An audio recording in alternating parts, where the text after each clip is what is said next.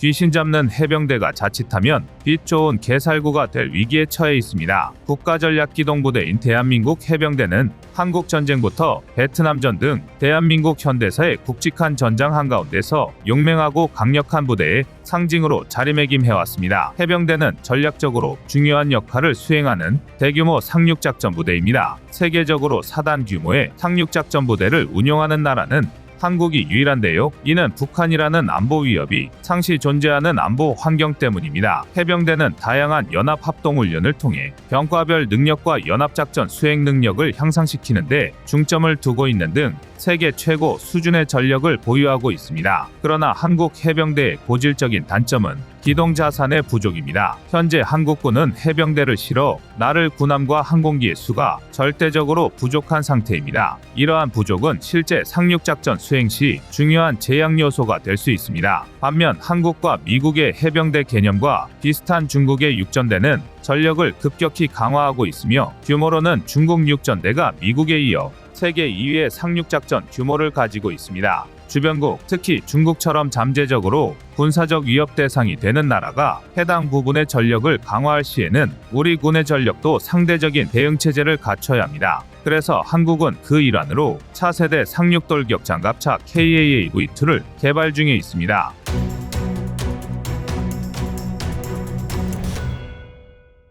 상륙작전을 주 임무로 하는 대한민국 해병대는 약 29,000명의 병력을 보유하고 있는데요. 이는 미 해병대와 중국 인민해방군 해군 육전대에 이어 세계 3위 규모의 해병대입니다. 한국 해병대의 주요 전력으로는 상륙돌격 장갑차 등 상륙, 기동, 화력 장비 약 450대 등이 있습니다. 또한 전체적인 편제는 2개 사단과 2개 여단을 두고 있으며 이 가운데 제1사단은 상륙사단으로 평시에는 국가전략기동부대 역할을 하고 유사시에는 적 후방 해안에 상륙하는 공세 전력을 맡습니다. 한국 해병대는 1949년에 해군에서 선발한 380명의 병력으로 창설되었으며 6.25 전쟁 당시에 2개 대대에서 1개 연대 정도의 규모로 참전했고 베트남전에도 파병돼 혁혁한 전과를 올리기도 했습니다. 상륙작전의 중요성은 여러 면에서 크게 강조됩니다. 상륙작전은 적의 방어선을 우회하여 바다를 건너 적의 영토 또는 전략적 위치에 병력을 상륙시키는 군사 작전을 말하는데요. 이는 공격하는 측에게 전략적 우위를 제공할 수 있으며 적의 방어를 무력화시키고 전쟁의 흐름을 바꿀 수 있는 결정적인 수단이 될 수 있습니다. 특히 역사적으로 상륙작전은 중대한 전환점을 제공한 경우가 많습니다. 예를 들어 제2차 세계대전 중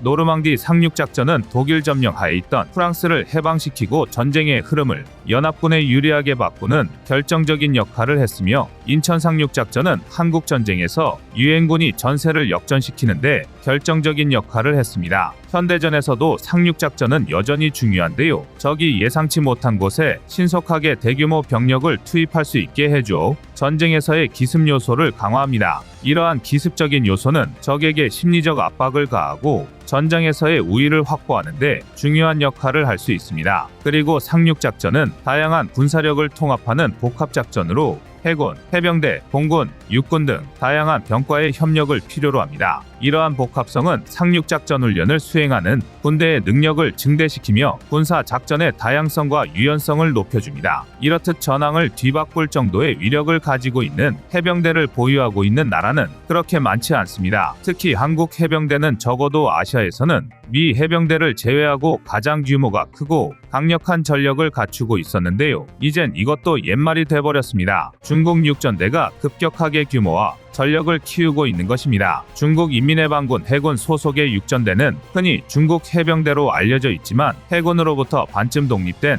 사령부급 야전형 해병부대가 아니라 여단 단위로 움직이는 해군의 경보병준 특수부대에 가깝습니다. 중국 육전대의 규모는 2017년까지는 2만 명 정도에 불과했지만 군사 전문가들은 중국이 육전대 병력 규모를 10만 명까지 확대할 계획이라고 추정하고 있으며 2023년 기준으로 5만 2천여 명의 병력을 확보한 것으로 알려져 있습니다. 중국 육전대가 급격하게 규모를 늘리고는 있지만 아직 미 해병대에 필적할 수준은 못 됩니다. 병력은 물론이고 중국 육전대는 상륙함, 항공기의 숫자에서 미 해병대의 상대가 되지 않습니다. 무엇보다 전 세계에서 다양한 전투 경험을 가지고 가지고 있는 미국 해병대에 대적할 만한 통합작전 능력을 수행하기 위해 하드웨어와 소프트웨어 업그레이드 측면에서 현대적인 전투 프로그램을 강화할 필요가 있다는 지적도 있습니다. 하지만 대한민국 입장에서 중국 육전대가 전력을 강화한다는 것은 좌시할 수 없는 상황입니다. 특히 중국은 상륙작전을 위한 무기체계 개발에도 박차를 가하고 있습니다. 071형 강습상륙함 전단을 확대하고 있으며 헬기 항공모함인 075형 강습상륙함을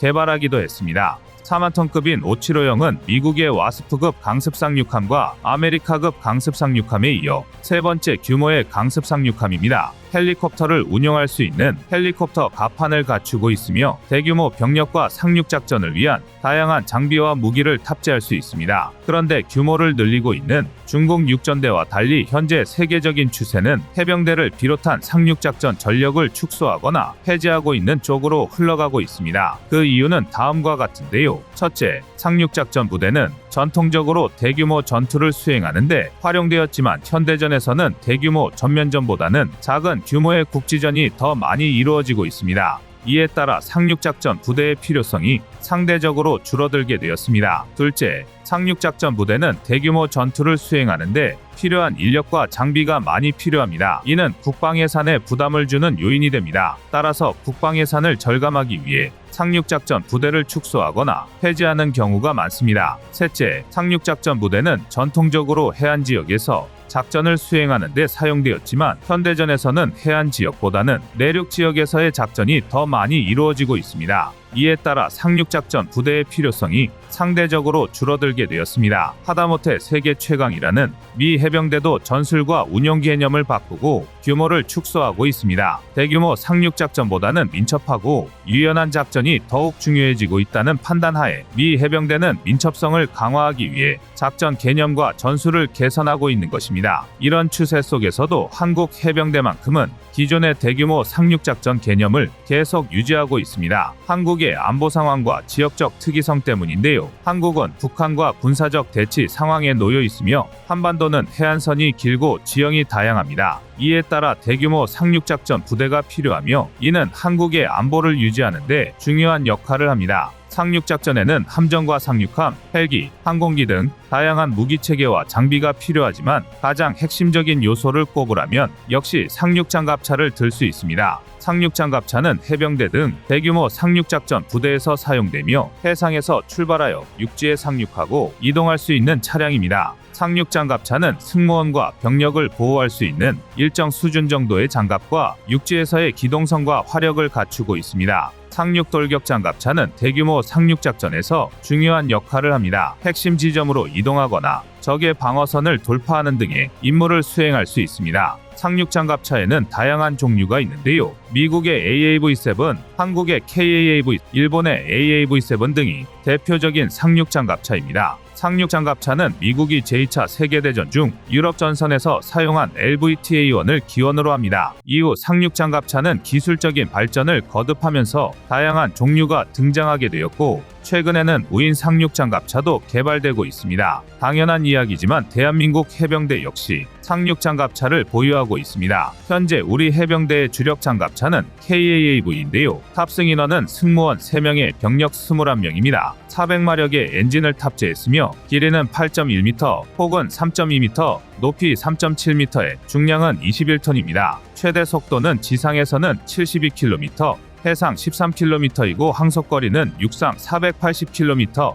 해상 7시간입니다. 무장으로는 포탑에 12.7mm K6 중기관총과 40mm K4 고속유탄기 관총이 장착되어 있으며 알루미늄 차체와 부가장갑으로 상륙하는 해병대 병력을 보호합니다. 또한 자동 화재 진압 장치와 MBC 방어 시스템도 탑재되어 있습니다. KAAV의 주요 임무는 상륙작전에 투입되어 상륙해안의 적 화기로부터 상륙하는 해병대 병력을 보호하고 환자 수송 및 보급품의 전방 추진과 보충 병력 수송 등을 담당합니다. 뿐만 아니라 연안 및 해안선 작전, 평시도서 방어, 해안경계작전, 동맹국과의 상륙 및 기동연합훈련, 해군과 연계한 국외 평화작전, 재외국민 보호 등 다양한 임무에 투입될 수 있습니다. 해병대가 운용 중인 KAAV는 BAE 시스템스가 개발한 AAV-7A1을 국내 방산기업이 면허 생산한 것으로 현재 140여 대를 보유하고 있습니다. 그러나 KAAV의 노후화로 인해 수명주기가 도래했고, 이에 따라 상륙작전 개념의 변화 추세를 고려해 기동성과 생존성이 증가한 차기 상륙돌격장갑차를 국내에서 자체 개발하고 있는 사업을 진행하고 있는데요. 그 상륙돌격장갑차가 바로 KAAV2입니다.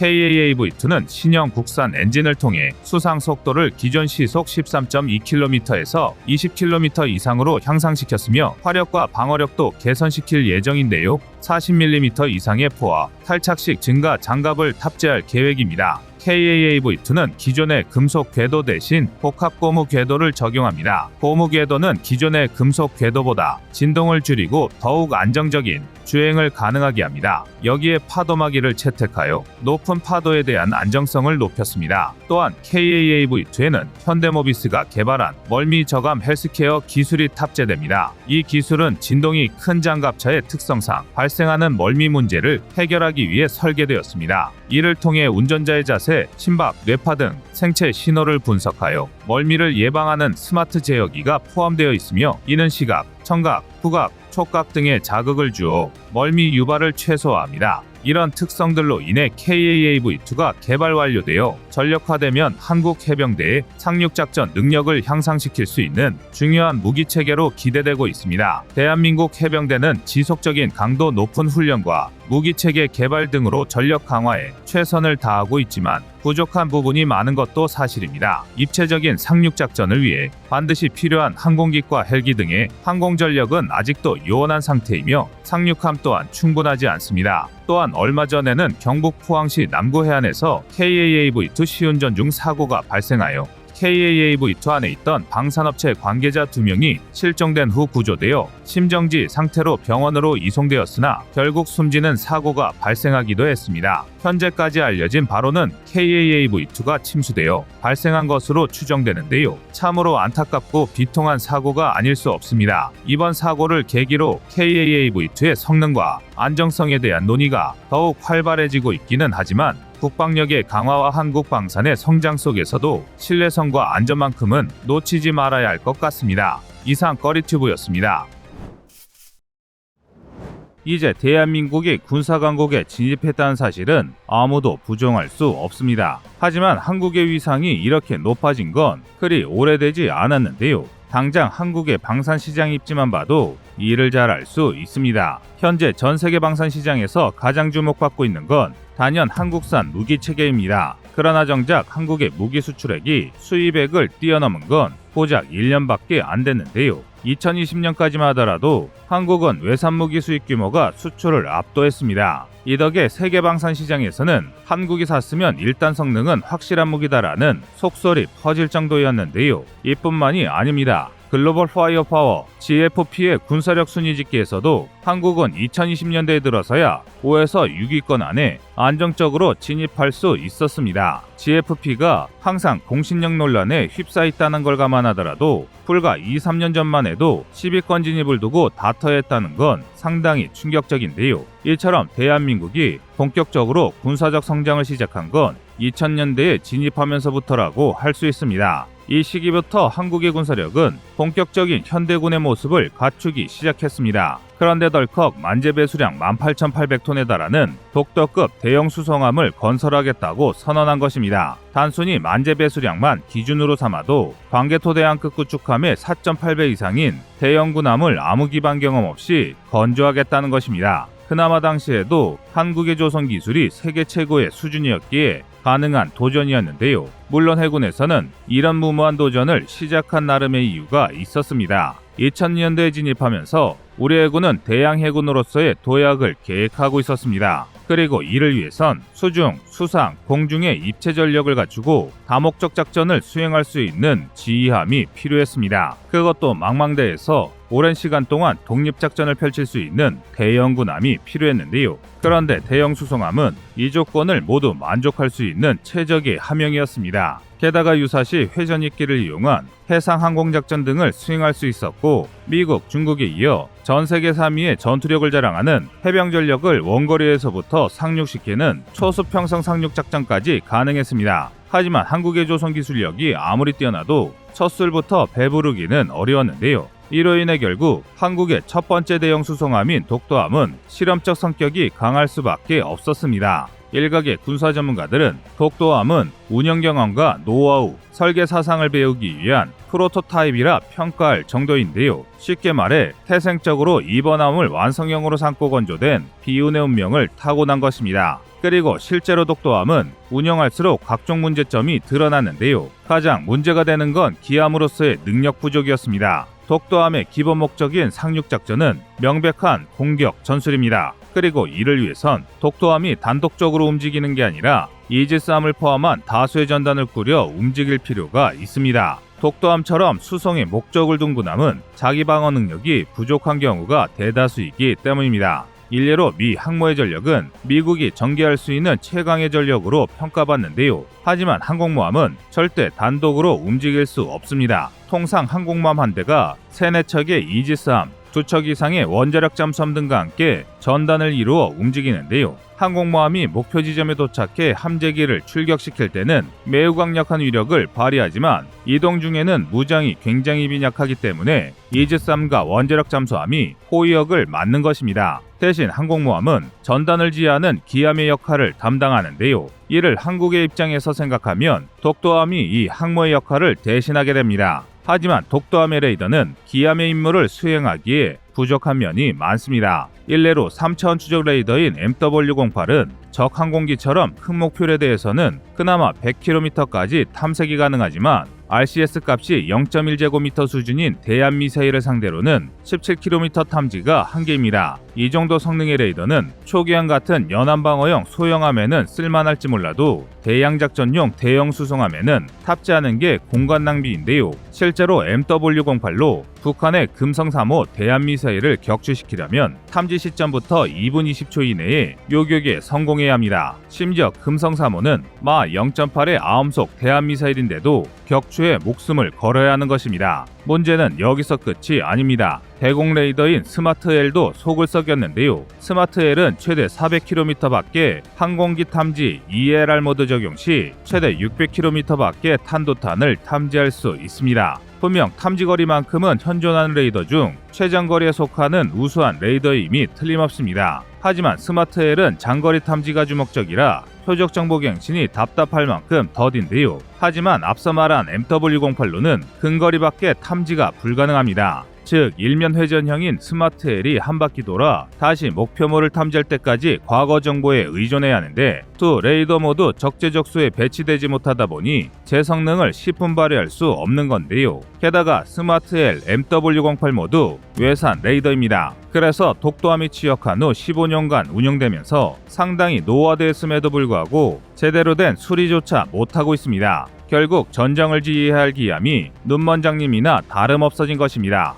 그야말로 총체적 난국인데요. 물론 기함으로서의 능력은 부족하더라도 독도함의 제일 목적인 상륙병력 수송에는 문제가 없습니다. 하지만 상륙작전을 수행한다는 건 전혀 다른 의미인데요. 현대전에 이르면서 상륙작전은 기존의 방식과 완전히 개념이 달라졌습니다. 이유는 바로 초수평선 작전이기 때문입니다. 초수평선 작전은 쉽게 말해 상륙 목표 지점에서부터 40에서 90km 떨어진 해상에서부터 상륙병력을 전개하는 작전인데요. 이를 위해서 수평선 너머에서 함선이 미사일, 함포, 항공기를 총동원해 상륙 지점의 적군과 장애물을 무력해야 되지만 동시에 병력이 상륙을 끝마칠 때까지 적의 미사일, 항공기 등의 공격도 방어해야 합니다. 그런데 당장 상륙군을 전개해야 하는 독도함부터가 적의 공격을 탐지할 수 없다면 아무리 이지스함으로도 전대를 꾸리더라도 방어막에 심각한 구멍이 생길 수밖에 없습니다. 그나마 마라도함이 취역하면서 이런 불안은 사라졌지만 대한민국의 단두척인 대형 수송함 중 하나가 즉시 쓸 수 있는 전력감이 못 된다면 이는 여간 심각한 문제가 아닙니다. 오죽하면 일각에서는 마라도함의 부재 시 일본이 기습적으로 독도를 점령하면 탈환하지 못하는 것 아니냐는 의문까지 제기되고 있는데요. 그도 그럴 게 독도는 면적의 문제로 상비 병력이 경찰 1개 소대뿐입니다. 이런 적은 병력으로는 일본의 기습 상륙을 막아낼 수 없습니다. 정말 최악의 경우를 상정해서 한국의 해상전력이 일본의 오스미급 강속 상륙함의 접근을 발견하지 못하고 또 일본자위대 상륙을 허락해버린다면 문제가 상당히 심각해질 수밖에 없습니다. 더군다나 일본은 중국과의 센카쿠 열도 분쟁을 핑계로 일본판 해병대인 수륙기동단을 운영하고 있습니다. 이 부대는 낙도 탈환 임무를 맡은 부대인데요. 그러니까 일본의 낙도 탈환에 독도가 포함되어 있다는 뜻입니다. 이 말 뜻은 이미 일본은 독도 침공 계획을 준비 중이라는 것입니다. 심지어 일본이 독도를 점령하고 인근 해상에 구축함을 포진시킨다면 결국 독도 탈환의 성공 여부는 독도함이 일본 해상자에 대해 공격을 막아내고 대한민국의 해병대를 독도에 상륙시킬 수 있느냐 없느냐에 달려 있습니다. 독도에 직접 미사일을 투사하는 게 아니라면 상륙작전만이 유일한 해법이기 때문인데요. 그러나 유감스럽게도 지금까지의 독도함은 상당히 불안한 전력일 수밖에 없었습니다. 그런데 판세가 바뀌었습니다. 불안한 동북아 정세를 해소하기 위해 한국이 새로운 해법을 공개했는데요. 이 사건으로 일본과 중국이 발칵 뒤집혔습니다. 그것은 바로 독도함은 대한민국이 건조한 첫 번째 대형 수송함으로서 다분히 도전적이고 실험적인 함정이었습니다. 이로 인해 운영 과정에서 상당히 많은 문제점이 발생했는데요. 하지만 2021년에는 독도함의 문제점을 개량한 마라도함을 성공적으로 실전에 배치했고 만재 배수량 기준 1,600톤의 세종대왕급 이지스 구축함, 12,000톤의 정조대왕급 이지스 구축함을 취역 진수하면서 대형 함정 건조에 대한 기술력을 숙련시켰습니다. 그리고 이제는 2027년까지 독도함을 마라도함 이상의 성능으로 개량할 예정인데요. 독도함의 개량 사업은 크게 5가지로 나뉩니다. 전투체계, 항해레이더, 대공레이더, 적외선 탐지 추적 장비, 어뢰음향 대항 체계입니다. 물론 아직 확정된 건 아니지만 군사 전문가들은 방위사업청이 공개한 정보와 그간의 문제점을 토대로 상당히 신뢰도 높은 추측을 하고 있습니다. 먼저 기존 항해 레이더로 사용하던 3차원 추적 레이더인 MW08이 국산 A사 레이더인 SPS-550K로 교체될 예정입니다. MW08은 항공기급 표적에 대해선 최대 100km까지 탐지할 수 있고 최소 RCS 0.1제곱미터의 물체를 17km 밖에서 탐지할 수 있습니다. 작전 반경이 근해 머무는 초기함에서 사용하기에는 나름 준수한 성능이지만 독도함 같은 대형 기함이 원에서 사용하기에는 상당히 부족했습니다. 반면 SPS-50K는 항공기에 대한 최대 탐지거리만 MW08의 무려 2.5배인 250km 이상입니다. 다만 RCS 0.1제곱미터의 미사일에 대한 탐지 능력은 기밀사항이라 공개되지 않았는데요. 하지만 SPS-50K가 스마트-S 마크2 레이더와 동급 혹은 그 이상의 성능이라고 평가받는 걸 고려하면 최소 60km 이상의 탐지 능력을 보유한 것으로 예상됩니다. 즉 RCS 0.1제곱미터의 미사일, 다시 말해 스텔스 미사일에 대한 탐지 거리가 기존 대비 무려 3.5배 이상 향상되는 건데요. 이는 곧 독도함이 기함으로서의 성능이 비약적으로 발전할 것이라는 의미입니다. 그도 그럴 게 항해 레이더는 수면에서부터 하늘까지 모든 범위를 탐색하는 레이더입니다. 쉽게 말해 함정의 눈이라고 할 수 있는데요. 사실 항해 레이더를 업그레이드한다는 것은 독도함의 시력이 그만큼 좋아지는 것입니다. 단적인 예로 SPS-50K의 기본적인 표적 탐지거리인 250km는 해군 제1함대의 동해해군기지에서 독도까지보다 훨씬 먼 거리입니다. 극단적으로 얘기하면 독도함이 동해해군기지에 정박한 상태로도 독도에서 일어나는 일본 항공기의 수상한 움직임을 탐지할 수 있다는 뜻인데요. 이뿐만 아니라 포항해군기지에 가만히 들어앉아서도 대마도에서 움직이는 일본 자위대의 수상한 움직임을 손금보듯 들여다볼 수 있습니다. 이 정도만 해도 독도함의 성능 개량이 얼마나 막대한 전력 강화인지 쉽게 짐작할 수 있는데요. 그런데 독도함 성능 개량은 여기서 끝이 아닙니다. 방사청은 독도함 대공 레이더를 기존 일면 회전형에서 사면 고정형으로 개량하여 탐지 정확도를 향상하고 고도 오차를 감소할 예정입니다. 이를 봤을 때 기존의 스마트-L 대공 레이더가 차기 OEM FFX 배치3에 탑재되는 사면 고정형 A사 레이더로 변경될 것으로 예상됩니다. 사면 고정형 A사 레이더는 마라도함에 탑재된 대공 레이더보다 더 최신의 레이더인데요. 이 레이더는 기본 탐지 거리 자체는 기존보다 100km 정도 짧아진 300km 내외이지만 대신 안전성을 향상시켰습니다. 일부 영상에서 언급했다시피 일면 회전형 레이더는 한 바퀴 회전을 끝마칠 때까지 과거의 정보에 의존해야 합니다. 스마트-L은 12rpm, 그러니까 분당 12번을 회전했는데요. 이는 곧 5초에 한 번씩 목표물의 위치가 갱신된다는 뜻입니다. 얼핏 빨라 보일 수도 있지만 현대 대한무기가 느려도 아음속, 빠르면 초음속을 넘나드는 걸 생각하면 절대 빠른 속도가 아닙니다. 일례로 일본 항공제의대의 ASM-3 공대함 미사일의 최대 속도는 마 3 이상입니다. 1초에 1km 이상을 이동하는 건데요. 이런 초음속의 영역에서 5초는 너무나 긴 시간입니다. 반면 사면 고정형 A사 레이더는 360도 전방위를 탐지 및 추적하고 대응할 수 있습니다. 탐지 거리 자체는 짧아져도 탐지 능력 자체는 비교가 불가할 정도입니다. 더군다나 SPS-50K와 사면 고정형 A사 레이더를 함께 운영하면 독도함의 항공관제 능력을 대폭 향상할 수 있습니다. 만약 탐색 능력이 뛰어난 두 레이더를 함께 운영하면 상륙작전 시 전투기를 지휘하면서 적의 대한미사일을 요격하는 등 동방일체 작전을 수행할 수 있습니다. 게다가 독도함이 헬기모함이기도 한다는 걸 감안하면 지상에서 발진한 전투기와 독도함에서 이륙한 헬기를 통해 한꺼번에 상륙작전 지휘를 담당할 수 있습니다. 그리고 장점은 또 있습니다. 심지어 함대전에서도 전쟁의 상황을 효과적으로 파악해 아군의 이지스함과 잠수함을 지휘 통제할 수 있습니다. 이렇게 되면 정보 처리량이 기존보다 수배에서 수십 배까지 늘어나는데요. 그래서 이번에 개량되는 독도함은 표적 처리 능력 2배 향상, CPU 처리 속도 100배 향상을 계획하고 있습니다. 쉽게 말해 막대한 습득 정보를 처리하고 또 전달할 수 있는 능력을 향상시킨다는 것입니다. 이에도 적외선 탐지 추적 장비 개량으로 표적 갱신율은 4배로 늘어나고 해상도 동시 추적 능력을 대폭 향상시킬 계획입니다. 또한 어뢰 기만기를 탑재함으로써 기존에 없었던 대잠 능력을 구비할 예정인데요.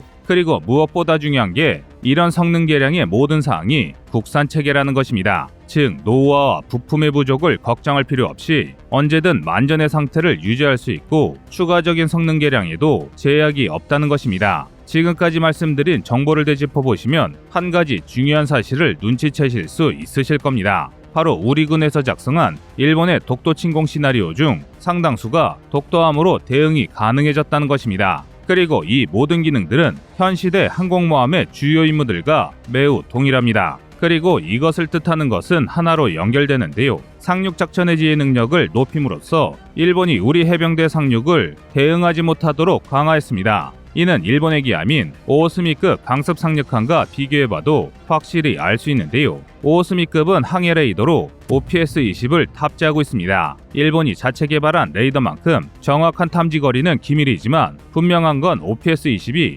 2차원 레이더라는 것입니다. 즉 거리, 방위, 고도 중 두 가지만 파악할 수 있다는 건데요. 쉽게 예를 들어 8시 방향에 접근하는 물체가 항공기인지 함정인지 파악할 수 없다는 것입니다. 반면 독도함의 SPS-550K는 3차원 레이더입니다. 문자 그대로 OPS-20보다 한 차원 높은 성능인데요. 이는 탐지거리가 200km가 한계인 오오스미급의 대공 레이더 OPS-14C도 마찬가지입니다. 이 레이더는 독도함의 사면 고정형 A사 레이더보다 탐색거리도 짧고 거리, 방위, 고도 중 두 가지만 탐지할 수 있습니다. 이 때문에 오오스미급은 대공 레이더로 OPS-14C와 대수상 레이더로 OPS-28D를 함께 운영하고 있습니다. 이처럼 독도함은 감히 일본이 독도를 넘보지 못하도록 압도적인 전력으로 재탄생할 예정인데요. 그런데 안타깝게도 아직 독도함이 오오스미급에 못 미치는 점이 하나 있습니다. 바로 대형 수송함이라는 명칭입니다. 사실 대한민국의 대형 수송함과 일본의 강속 상륙함의 미국식 분류명은 LHD로서 같습니다. 사실 대형 수송함이라는 분류는 오직 대한민국에서만 사용되는 함종입니다.